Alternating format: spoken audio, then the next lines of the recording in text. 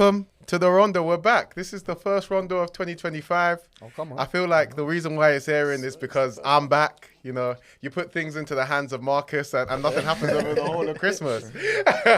And more. This is the note we're starting on. Yeah. Got to. But it's your boy AA hosting, as normal. I'm joined by Max, big up. Pleasure to be back. Raf, here supporting United. Lovely stuff. Jaden for Arsenal. Oh. I know that. Happy to be done in Arsenal today. The Liverpool fans will be waiting for me to come. Oh, I've been on this pod for a while, you know. Girl, To get into. We've been waiting, bro. We've been waiting. But yes, you know, we're live here in the flesh. The Rondo format might change in the future, but we're here for this week and next week. And don't worry, I'll be telling you how things may update. But on today's podcast, we're gonna start with the title race. Oh yes. I think that's a good topic to start on. I feel like it might be sealed and done. So we're gonna revisit some comments from Jalen as well. So we're gonna talk about the Liverpool game and the Arsenal game. And the Arsenal game. Then we're gonna move into some bottom half bums. So we have a United fan here today. So we're going to talk about the fact United and Spurs are 13th and 15th and they lose again. So we have to do a spotlight on those games. Then we're going to do the match roundup. Iriola looking wonderful yet again. Man City looking like they might be back. Who knows? And then we're going to move into Yamal. Is this the best teenager we've ever seen in the game? So lots to talk about. Let's start off with the title race. I wonder, what game should we start off with? Yeah, this is the first Rondo of the year, yeah? Yes. It might be the last one. Calm yourself down. Oh, no chance, bro. I'm high on life right now, man. I celebrated my birthday last night as well. Decorum. You know what I'm saying? There's no decorum today, bro. Don't be so uncouth. No chance.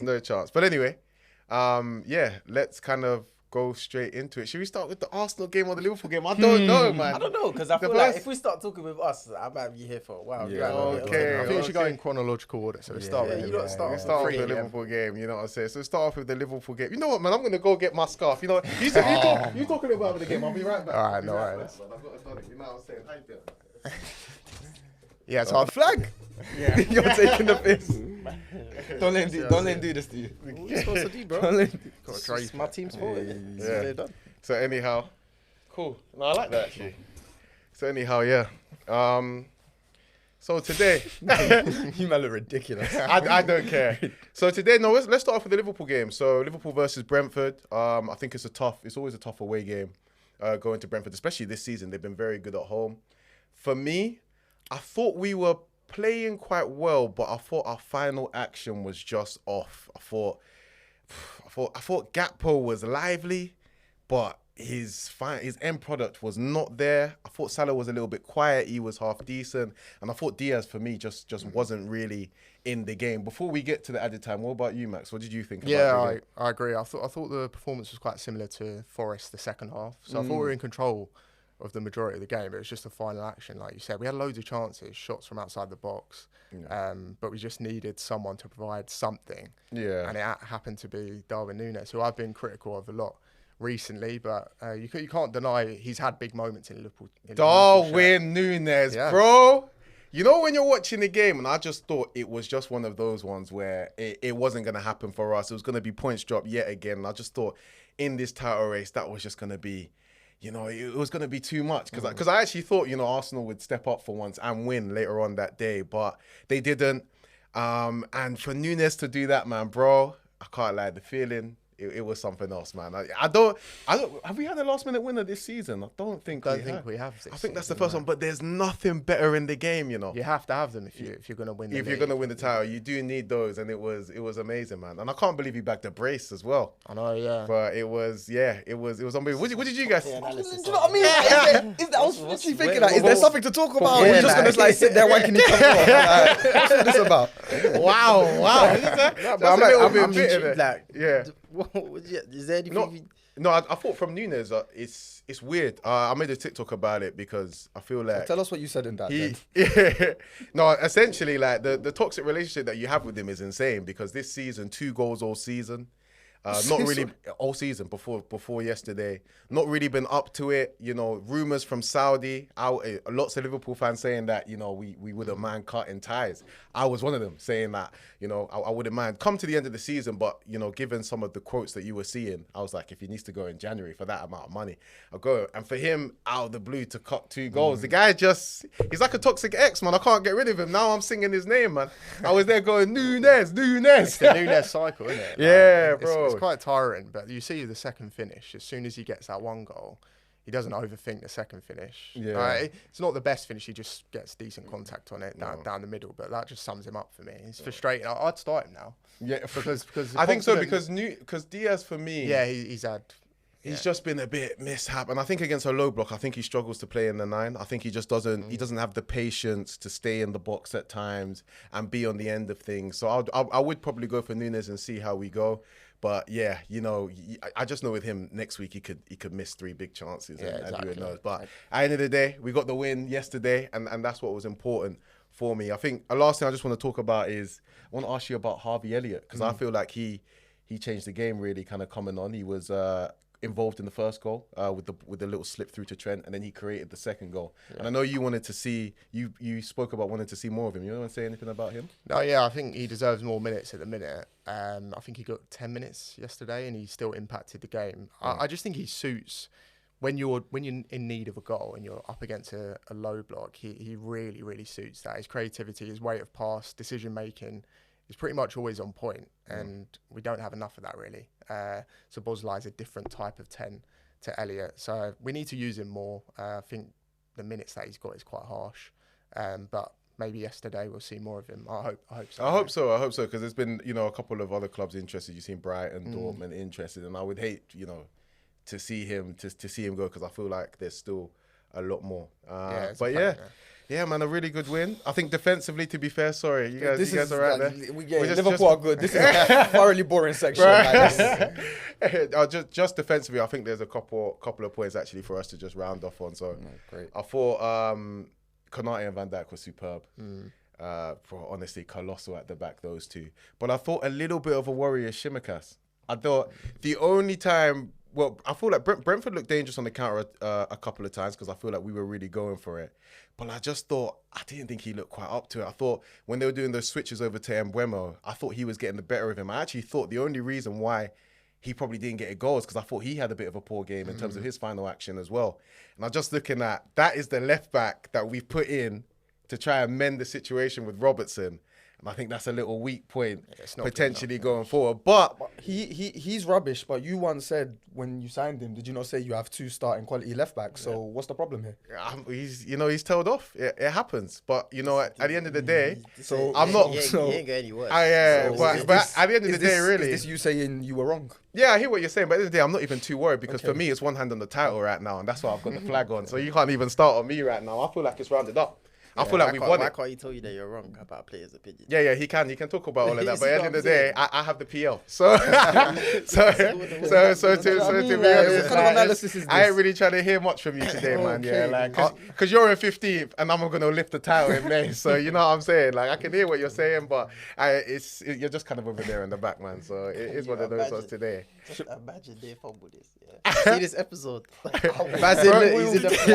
will revisit this. Oh, good. Now, if we fumble it from here, man, I'll take the heat. But I can't lie, I'm feeling very, very comfy because Arsenal dropped points again. So let's move on to you. I mean, I think we're done there. Little handshake again there. I need City. See you guys in May. See you guys. Charges. I want City to win now.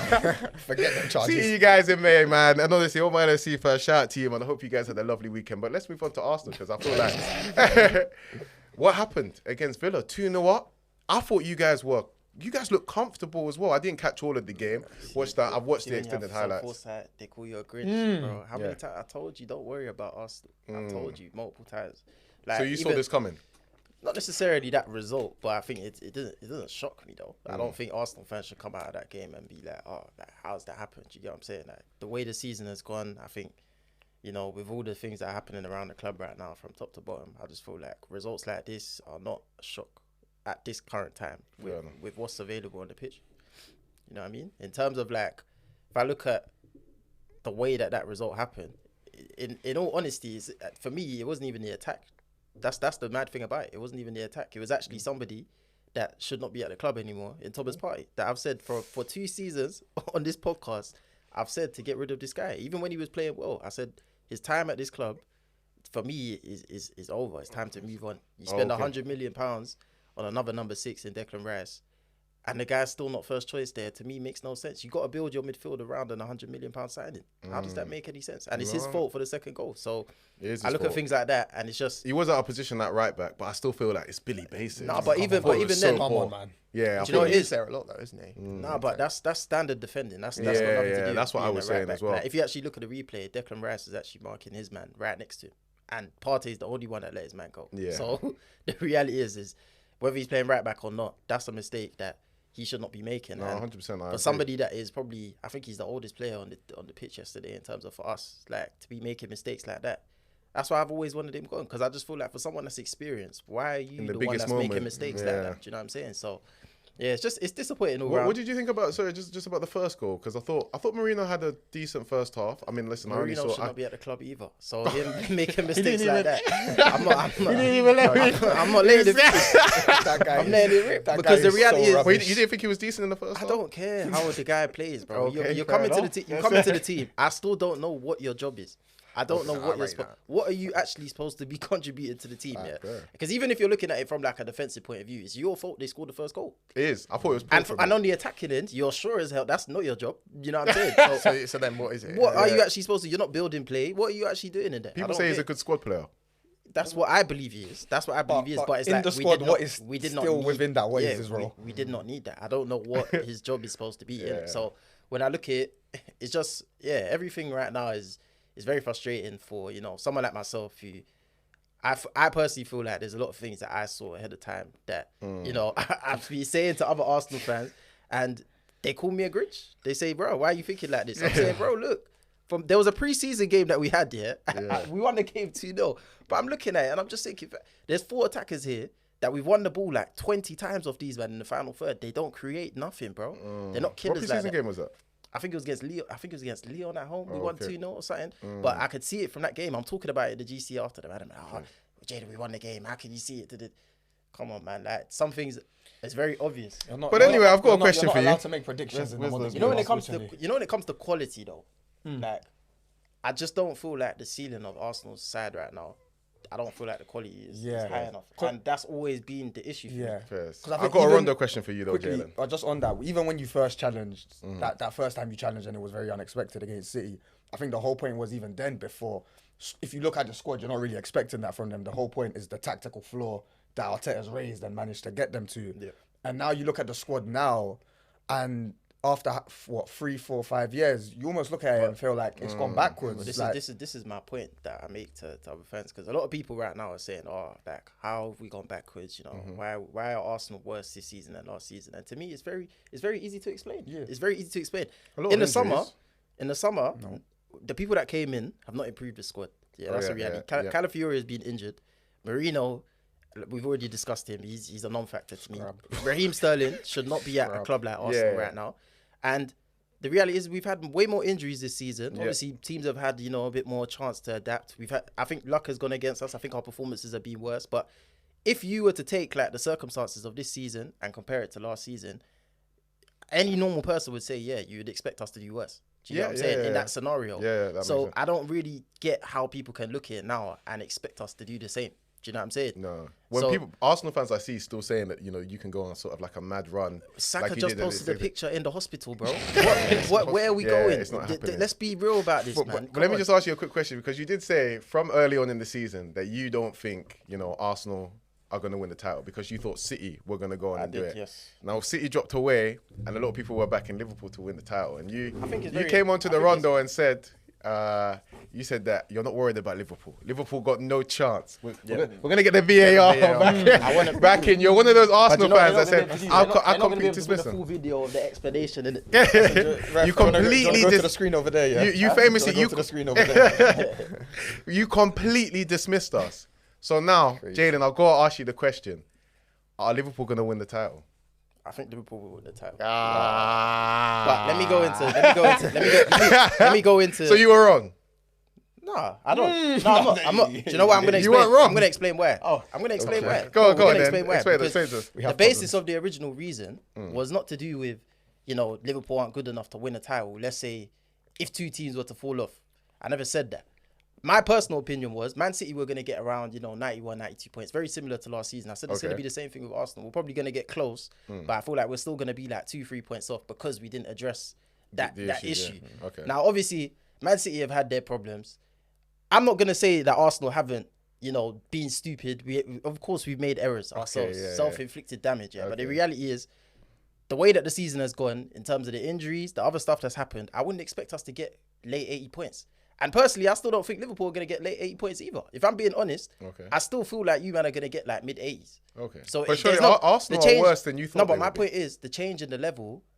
There's no difference in terms of how I view you, man. It's just the other teams have dropped. That's my point. So I'm not going to say I'm wrong. It's just the other two teams. You're still kind of are. How is that being wrong? Because when I'm looking at it, no, I get what you're saying. So Liverpool are the same level. What I'm saying is Liverpool are the same level that you said they were in your view. Yeah. So the prediction, my prediction was always Liverpool are going to be somewhere between probably 80, 85 points. Okay. Right. But it's just Arsenal and City can't get to that stage because of how the season has gone.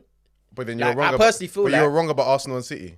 Arsenal especially because you went longer with that. But the point is, me personally, maybe I should have seen, Saka was going to get injured for 3 months or Odegaard was going to get injured for 2 months. I was never going to see that. Fair enough. So if you look at that and kind of before those injuries, you weren't looking that great either. Nah, bro, would have been fine.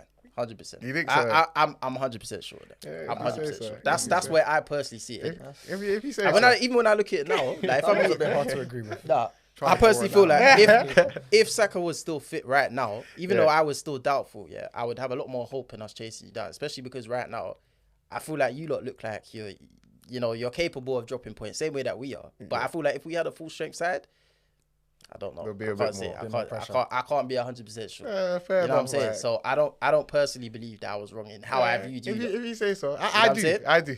So what do you feel like I was wrong about though? That's what I would understand. Well, to be fair, I don't think we're gonna get mid 80s. I think we'll get late 80s. So that's the first thing. Do you believe that as well? Yeah. I think we're on track for 90 points, but obviously it might get wrapped a bit sooner, so we might actually tail off towards the end. I personally still feel like you're playing at that fair enough, but fair enough. I think that's the first thing. That's not the thing. But then I think the major thing that you're wrong about is Arsenal's level. I think they've dropped off a lot more than you saw. I know they've had a lot of injuries, but fair enough. But even still, even before the injuries, I just think they're not the level that you thought. I would actually argue the opposite. And you know why I would say that? Because we'll get onto like the things that I'm frustrated about after. But as of right now, when I actually look at it, this is probably the worst circumstances that Arsenal are going to face in terms of like when you look at the injuries, you look at like what's going on right now. We haven't got attackers that are coming in. The board aren't really being ambitious yet, and still with all of that going on, my team is still local. We're not obviously we're not going to go there and win. We're not going to go there and win. But if this is what the worst version of Arsenal looks like right now, to be honest, I'm not going to sit here and say that that's not bad. I'll be honest with you. It's not, but if that's the worst version of, because if I look at it, if other teams had what we were going through this season, do you think that they would be in the position that we're in right now? No, you guys are doing. So. You guys are doing all right given the situation. I think it's just obviously with past failures, there's going to be a lot of frustration. I agree, but again, if we look at like that's the floor level that we're at right now. To me, is higher than other teams. Not saying that I'm happy about it, but that's personally what I believe. So if we're now to look at the ceiling side, I've always said the ceiling of Arsenal's team to me is not as high. That's my personal opinion because I don't think we brought in the players to address the right areas. So I don't think our ceiling is as high as like Man City's. But if we were to put Liverpool's ceiling versus Arsenal's ceiling, I still believe our ceiling is higher than yours. That's my personal opinion. I guess it's just a contingent argument though, isn't it? I guess that's what it is, isn't it? I guess we'll never know. All we do know is, probably in May. We'll never know. It's going to be red, man, and my type of red. But anyway, moving on to the bottom half bombs. Shall we start off with United? Raphael, United are 13th. They lost again. Bro, you just beat Southampton in crazy circumstances, by the way. Like, I mean, I think in the end of the day, it was a positive story. They lost again, bro. You didn't even know. They lost again. You didn't even know. They lost again. So you beat Southampton midweek. Yeah, literally nearly. I feel like Amarim's job was on the line if you didn't beat 20th place Southampton. No, it wasn't. Oh, fair enough. But pressure would have piled up. Not that it shouldn't, But bro, Brighton at home, 3-1. I mean, listen, Brighton looked sort of in second gear. I do think United had some encouraging moments, but again, in terms of the final edges, both teams, it's like it's the other way around. It's like a top team playing a mid-table team that's a little bit lively, and they kind of just roll you over. What's your thoughts? That's exactly what it is. Don't smile. Sorry, I Don't can't. smile. Do you want analysis or do you want? Okay, man. Okay. There's some serious issues to discuss. Serious chat. We can't do emotional mind today. Okay, cool. There's some serious issues to discuss with United today. I'll be honest. I think this might be one of the worst performances under Amorim in terms of just what it means and what it represents. Because I feel like with every other United manager, they've had moments where, even though they've struggled to start off with, they've had turning points, right? You look at Erik ten Hag, he struggled very, very badly in his first 3 games, but had that turning point against Liverpool. And with Amorim, it's like he's had 3 of these moments now already. He's had the City match, he's had the Arsenal match, and he's had the Liverpool match, where you think to yourself, all right, we're going to kick on now. And after that, it just gets worse and worse and worse. And I think against Southampton, even though we won, I think it was a worse performance on the pitch, for sure. Just in terms of, I don't know how you can go to what is probably the worst Premier League team of all time at this point, at this stage, and they're stepping to you for almost 90 minutes. Like we really had to rely. 60 minutes, I think. No, 90. Ahmad scored 3 goals in like... No, Ahmad scored his first goal in the 80th. But you guys started playing better. You made subs and you guys started playing. I think it was like 70 minutes onwards, definitely. Yeah. You guys look better. Yeah, but I think... But it was bad for about, 60, 70 minutes. It was bad, really bad. I think ultimately, we can keep blaming the players here. We can keep doing this like merry-go-round of he's not good enough. Oh, just to pause you, just where you're getting to, I've got a Rondo question for you. Sorry, I have to. We've got to use it. No, it's what you're about to say. In terms of that bit might be a bit small, so you might want to wear Jalen's. But just hold it, bro. I think you can hold it, Evo, as well. But as you were saying, right, it looks like you just say we can blame the players, we can blame the structure. Are you ready to see Amorim go? Do you think he's good enough for the job?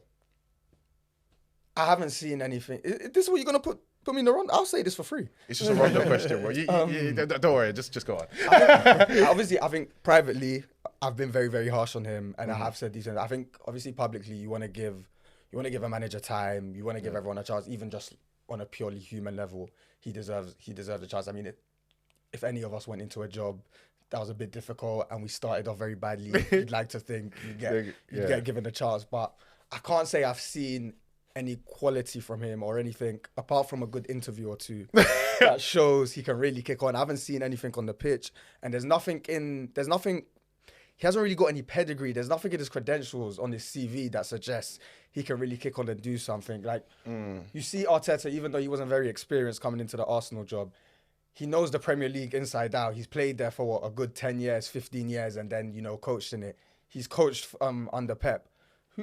Who's Amorim coached under? Like, but it seems to this guy's played in a Portuguese league for his whole career, and then managed in a Portuguese league his whole career, and he hasn't even managed for that long. I hear what you're saying, but would you not say that there's kind of been a shift with managers recently, where you're seeing in the appointment of managers recently, where you're seeing a lot of big clubs rather than going for kind of the old big names, because football's kind of changing and becoming more systemic, they're going for these upcoming managers like Arne Slot, from the Dutch league, managing Feyenoord, not a big club. He's come into Liverpool and done well. So I don't think it's anything to do with like any trends changing in football. I just think that the field right now is very poor. Yeah, exactly. So you have to take the risk. So I think that's a fair point as well. They're taking risks, and they're taking calculated risks, right? But I think with Manchester United, there's such a heritage right behind the club, and it's such an institution.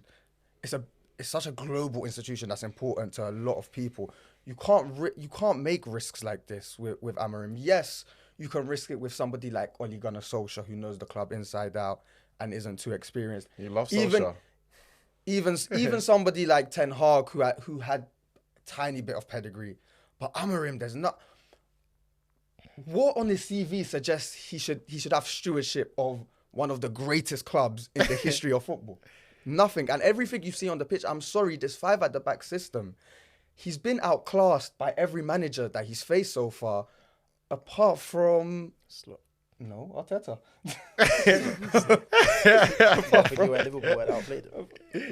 He has came into an absolute shit show. He's coming. Let me ask you something there, because what do you actually want a manager to come in and do right now? I think. Like, what's the criteria? Because when I look at it, like obviously, I see Amorim come in and he's stuck to obviously his style. Number one, number two, he's tried to obviously change like obviously the characters and you know the environment. You know what I'm saying? So do you not feel like that is like one of the most important things to fix? What do you think is the most important things right now? I think the most important thing to fix coming into the Man United job right now, I think in a way it's actually a lot simpler. And there's a lot less to do in terms of all you really have to do is instill a vibe. Just get the players enjoying football again. Instill a basic structure where the players aren't as exposed as they were under the previous regime, and they have a bit of a platform to express themselves and show whatever qualities they have.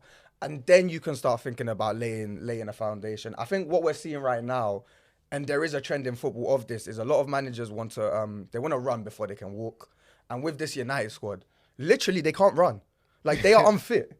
They're physically cooked. So you can't come into a squad like this and that's very low on confidence, very, very physically unfit, and try and instill a system that, one, is very unproven at the Premier League level, and two, is quite complicated for the players to learn, especially transitioning from the previous one. But the majority of United fans asked for, they want to see a system, they want to see a manager stay to his principles, because Ten Hag didn't do that. He came in and said, oh, I need to adapt to get points. And then he kind of did that. So United fans asked for that. And you don't think that the United structure, but you don't think the United structure, the leadership structure, probably told Amorim, we want you to keep to your style. We want you to implement your philosophy. I agree with that, and that's fine. But my problem is, and this is where, in a way, I can't blame Amorim. It's just a poor appointment from the board, because why would you bring in somebody whose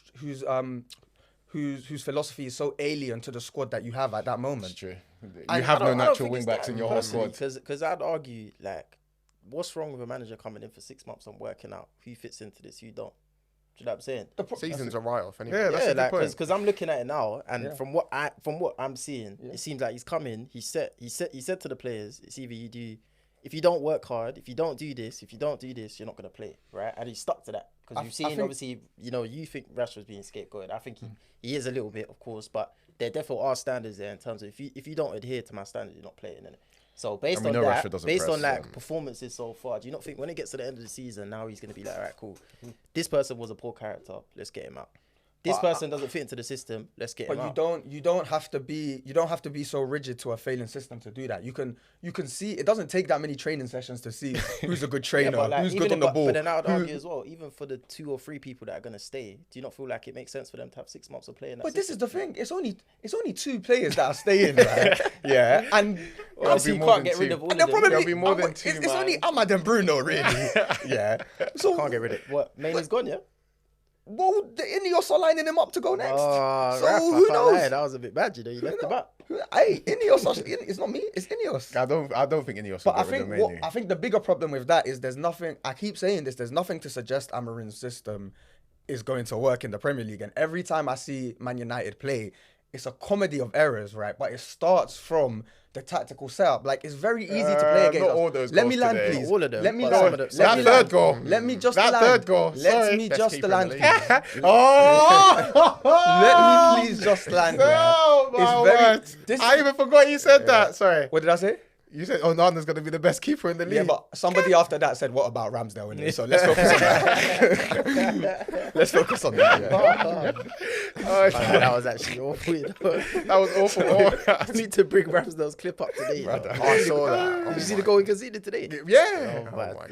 Yeah. Anyway, bro. back to United though, yeah. It's very easy to play against us. And Brighton, it's clear that they worked on this on the training ground, because they literally hammered it 20 seconds in. All you do is pin the wing backs back, which is very easy because every team in the Premier League has two strong, fast and technically proficient wingers. And then you just have to attract the wide centre back, which again is very, very easy when it's De Ligt and whatever other idiot you want to put on the other side. And then all you have to do is play one ball in behind, because you're literally 1-on-1 against Maguire. So it's I do agree from that perspective. But I just feel like we're United fans, I feel like are kind of missing the trick right now. Is that like we look at like Arsenal, for example, yeah, when Arteta came in, there was not just problems on the pitch, but there were things, in my opinion, that off the pitch had to be fixed, didn't it? So regardless of whether we agreed with his decisions, obviously when he got Ogba off the pitch, all of these things, I can look at our team now and say, yeah, there's obviously problems on the pitch here, but in terms of like the culture around the club, what needed to change, and like problems that were happening in terms of like going away to the big six, things like that, the things he had to instill in order to change that, obviously he came in and done. I feel like United are in a similar situation where things like that have to change at some point, innit? And the manager has to come in and do that first, and then also work on the things that, you know, you might not see to your eye, but obviously people that have been at clubs, let's say like Arsenal fans, for example, we've seen certain things that have to change. I understand that, and I have no problems with that. My main issue with Amorim right now is just, why are you wedded to it? It's been what, 10, 12 games right now. You've seen it just doesn't work in the Premier League. You've been tactically outdone by most managers that have faced you. They've clocked you already. But for example, yeah, let's say his tactics don't work, yeah, but he manages to sort out, let's say, the dressing room. Is that not a net positive? Because he's gonna leave it in a situation where the next manager comes in and are we saying he's the only manager in the world that can do that? I'm not saying he's the only one, but if I'm being honest with you, yeah, for me, the most important thing at United right now that needs to get sorted is that it's not the on the pitch stuff, because that can be changed by not really. Manager. It's I think it is. You need to get some good characters in your dressing room and some good and just have a set of standards. Yeah, but I don't see. But this is the thing, right? People again want to talk about the squad. They're not actually like they're bad, but they're not that bad. And character-wise, there are some good players. Now you're in denial because the players are. I'm not in denial. The players are bad, bro. I'll be honest with you. For the most part, but look, you're 13th. You think, but hold on. Let's go around. Let's go around this table. You think De Ligt and Mazraoui are good buys, so you know. Yes, for the level you are. We've said this. You thought Casemiro was one of the best defensive midfielders in the league and in the world. But he came in the first season. Obviously, we need to round up anyway. But just gonna say though quickly, because we need to move on to Spurs though. Baleba, who had a good game today, he was an architect of the first goal. He did take down who was it for the penalty? Xerxes. And it probably should have been a red. Because if you look at it, he drags him down. So I'm just saying, you don't think that has any impact on the game? I mean, sure, but it probably does. And then we win that game, but you know, is someone going to get sent off? This is the problem that I have with Ayer. It's like you're looking at one specific result and saying, "Oh yeah, my man, he's time." But you don't have the foresight to look at things and be like, "What does that?" Do you know what I mean? What does it mean? What does it lead to? There's nothing. See, when you're in our position, yeah, like obviously you're lucky because Slot has come in, and obviously you're not about to win the title. That's the reality. Yeah, but when managers like this come in, we're not looking at other results, you know, patterns straight away. We're looking at longer term. Is the problem being sorted?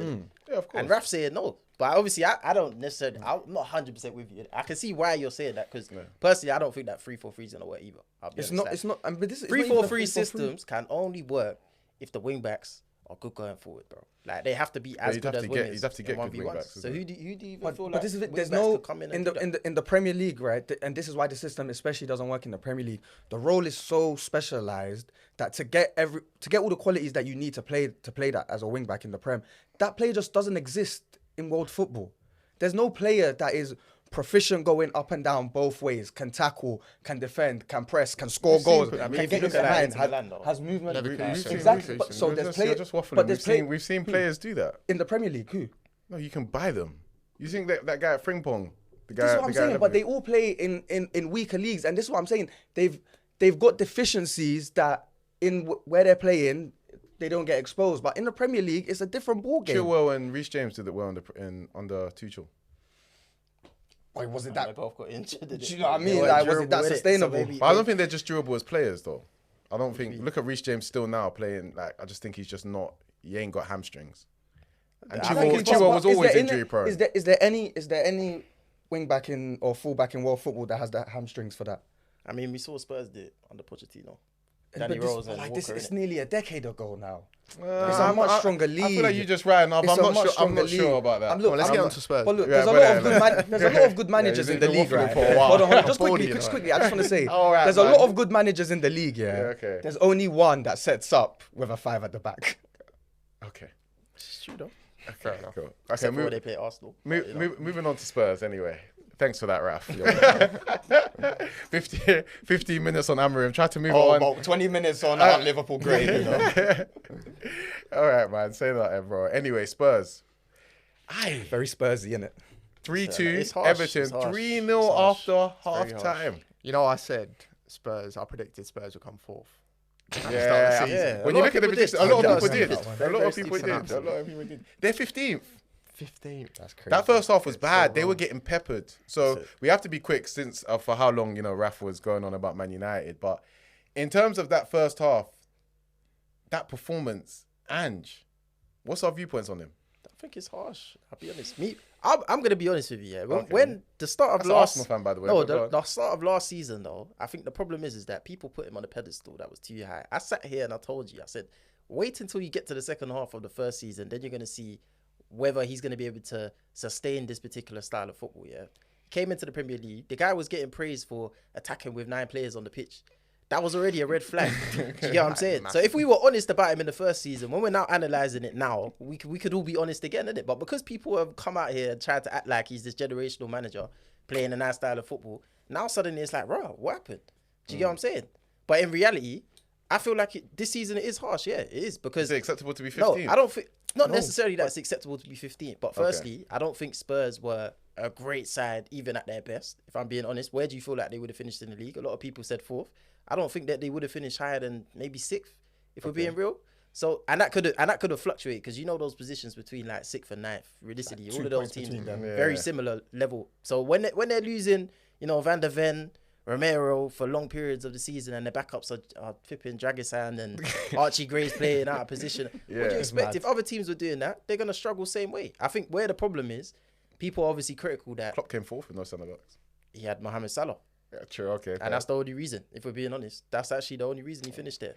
We won't get to that. That is though, but that is the reason. And I'm saying Ange doesn't have that quality. So I think when we look at it from that perspective, yeah, he's done a lot of things where, you would expect a manager to maybe adapt or be a bit more pragmatic. But the reality is that Ange has always said since the first season, I'm going to stick to my guns. Do you get what I'm saying?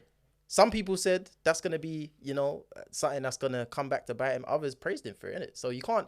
The people that did praise him, I'm a bit annoyed now that they're coming back and saying, why is he 15? You can't use that as a stick to beat him with now. Fair. So you've been quite nice to Ange. Max, I think he's got to go, man. I love that. I want to see a different opinion. No, You go I on. can't. Like 15th in the table, January. I haven't seen much this season. I actually think their performances at the start of the season were quite good, but they just weren't getting the results. But now, like even today, I'm pretty sure he was playing a sort of a mix of like 5 at the back, but then Archie Gray would go into midfield. Archie Gray was like right centre back. Porro was like in a right wing back, moving into right wing. It all just seemed a bit of a mess to me. That screams of a desperate man. I think he's under pressure a lot. Don't forget the Tamworth game as well. Like, let's not forget that. Bro. That is. But the thing is with Spurs, like if you ask their fans now, would you rather finish 15th and have a trophy, or would you rather finish 4th with nothing? Yeah, what are they gonna take? Okay, they're gonna take the trophy. So the reality is, so you're saying if he wins the trophy, no one can say anything. But is he going to win the trophy? Don't. I mean, he's won right now against you, man. If he knocks you out and he goes to the final, he can do what he wants. I don't know if I trust him, man. I'm not saying no. Don't get twisted. I'm not saying. I even think somehow they win against us. I can just see Spurs just fun under him as well. Under him as well. The reality is 100%. The reality is that even if you are Spurs fans, the league for them, that's secondary, bro. The trophy is first. You feel me? So the cup competition. I don't think they want to be 15th. But if you look at a lot of Spurs fans, that have judged managers that have come before him, the reason they liked Conte was because they thought that he was going to take them somewhere in the cups. He didn't take them nowhere, bro. So even them finishing 4th and going Champions League, Spurs are never winning that. You're not winning the Premier League. You need an FA Cup or a Carabao. No, that's a very fair point. And even if you finish 15th, if he manages to achieve that, to me, that's a successful appointment. I'm going to be honest with you. But is there an option for them to move and get like the manager they want now? For example, Iraola. Like he's going to get snapped up in the summer, I think. Could they get rid of Ange now and move quickly for Iraola? I'd go try and get Iraola now if I was there. I think that's a joke. Listen, I don't mind it if they keep Ange in the job, but for me, I would say to defend, I don't think he's got any defense, in my opinion. I don't think he's got 15th in the league. I think he's crazy. Of course he's got defense. And I think he's in his second That's season. so silly. I don't think so. How does he not have a defense? If he gets sacked, I don't think he can have complaints. I mean, That's feel like no, the no. standards I'm are not saying he has no defensive end. He has. So I personally, think you just before you come in there. I think you've just misunderstood me. So I'm not saying. Of course, he's got an excuse like at the level they're at in terms not where they are, but as in them being worse off because of the injuries. But I think the fact how bad they've got to and they're 15th.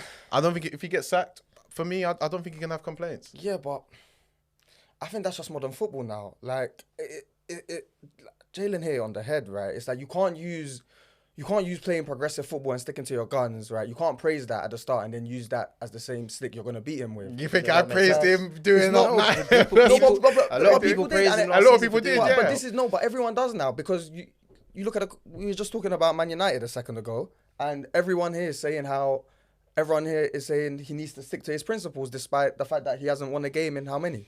So why is that? Somehow Man why United is, are back. No, but the energy has to say. Yeah, why is that fair? Why is that fair for Amorim rather than Ange? But Ange has a track record. Ange has proven he can get some level of success with his system in the Premier League, right? I mean, he's proven he can do a lot better than 15th. Yeah. Yeah.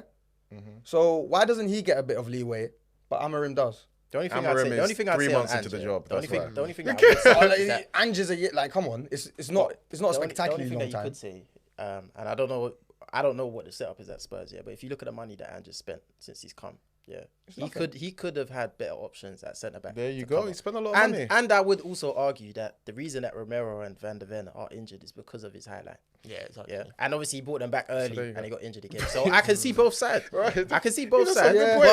That's a good But point. I still think ultimately He spent 200 million over the summer, you know. Yeah, but come on, their squad needed. But that's what I'm saying. But They if did you need look- a if you revamp, look- but he could have bought some more No, defenders. but even if you look at the areas in which he's actually invested into, I'd argue quite a few of those signings were successful.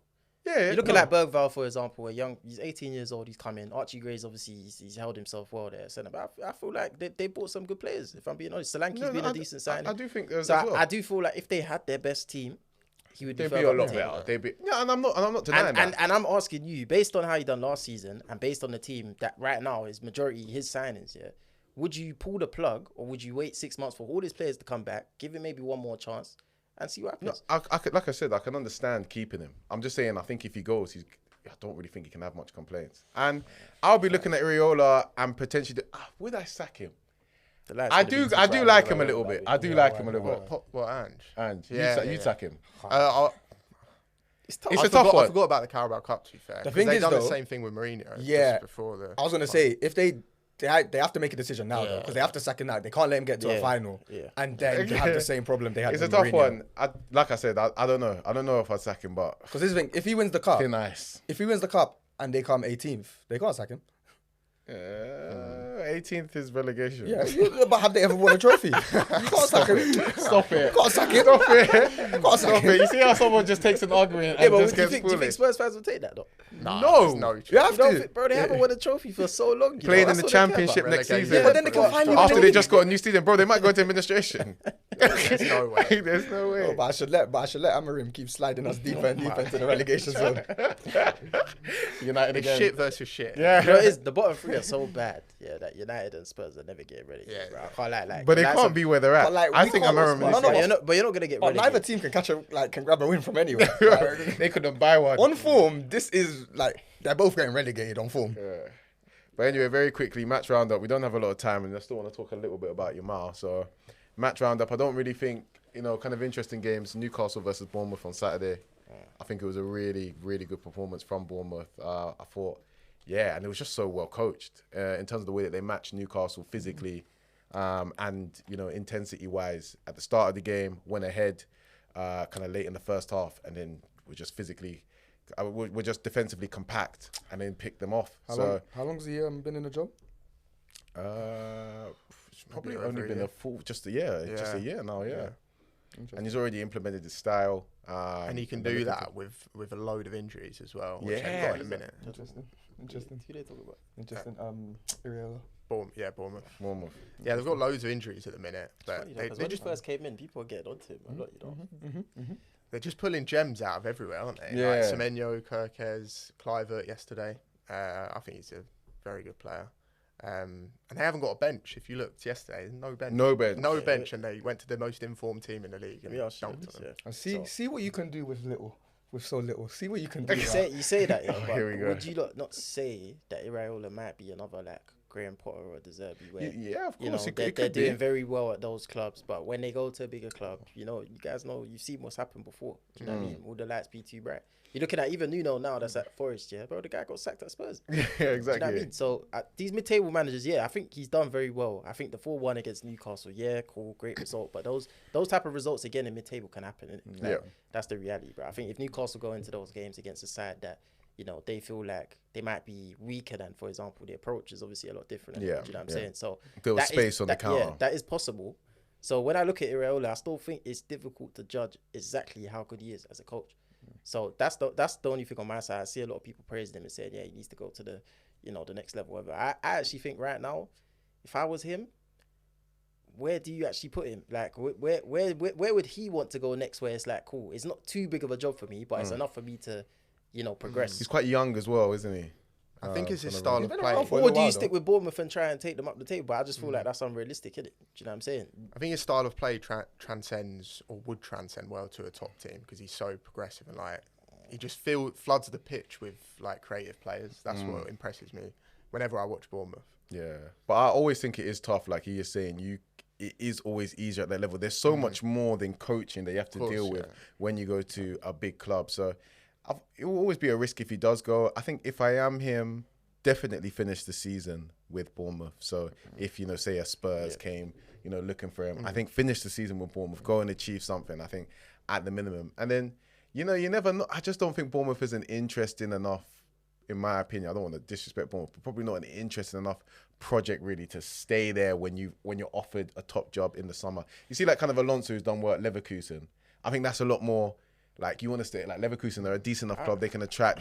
They're playing in the Champions League. I would probably still jump ship. I think he ends up in another league, if I'm being honest. Bro. Oh, you think so? I think he's probably better off taking a top job. It's a better I think move. he's more likely to be successful there, if I'm being honest. Premier League's tough, isn't it? Yeah, very tough. Yeah, and the jobs that are likely to be open, United, The media scrutiny, like you just don't want that. they're tough jobs. Frustrated fans. And the thing is, these jobs now, they're make or break for your career. You Yeah, don't really that's what I'm tend to saying. get another Yeah. chance Yeah. after. Like, One step up. do you know what I mean? Ten Hag, where's he City, going, well, it was 5-0 when I last checked. We're obviously doing this pod at 6 today. I don't even know where it finished. Who did they play? Ipswich. Are they back? I mean, to be honest, No, man. They've been looking a little bit better. They've invested in the transfer market. I'll be honest, Haaland, 10 years. I don't think the Rodri injury was the big one for them this season, because I still think even after that happened, Kovacic was in there and they were still winning games consistently. I think they were still scoring goals. I think it's been a result of, you know, other players. There's the defenders that have obviously been out. Kovacic got injured for a certain amount of time. I think all they need now really is consistency, and Man City will always get back to a floor level. Like, you're going to see them come back into the fold and put a run together. Obviously, they've invested now as well, which I've been hearing about. But That's the a reality serious is, again, Man City only spent £20 million in the summer. So why are they not allowed to spend now? Do you get what I'm trying to say? And What, you know exactly why they're not allowed to spend. no, but I'm talking about in terms of like, I think a lot of people are acting like they've spent this Jan money on top of like the money that they spent in the summer. I just think it's been delayed, isn't it? Do you know what I'm trying to say? So Oh yeah, for sure. yeah, that's not what I'm talking about. I actually think the way City are run now is very good, but it's just the fact that it's on the It's it's on off the back of stupid you know, Yeah. 115 charges. But the way that they run now, like people talk about the fact they're spending, I actually think it's their board showing ambition.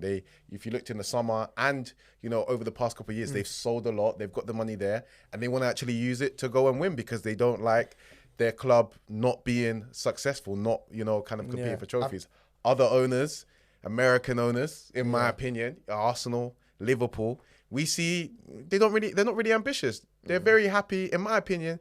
FSG, the Cronkies, they don't really care about winning trophies. They care about coming top four. I think United, they've got American owners as well now coming to years, but back when the Glazers were there, clearly I do think not care about winning. They did not care about winning either. I think the Glazers, they only kind of entertained it because United was so big that they kind of had to. So I think it's a shame, but it's just one of those things. But anyway, very quickly, Lamine Yamal, absolutely sensational in the Super Cup.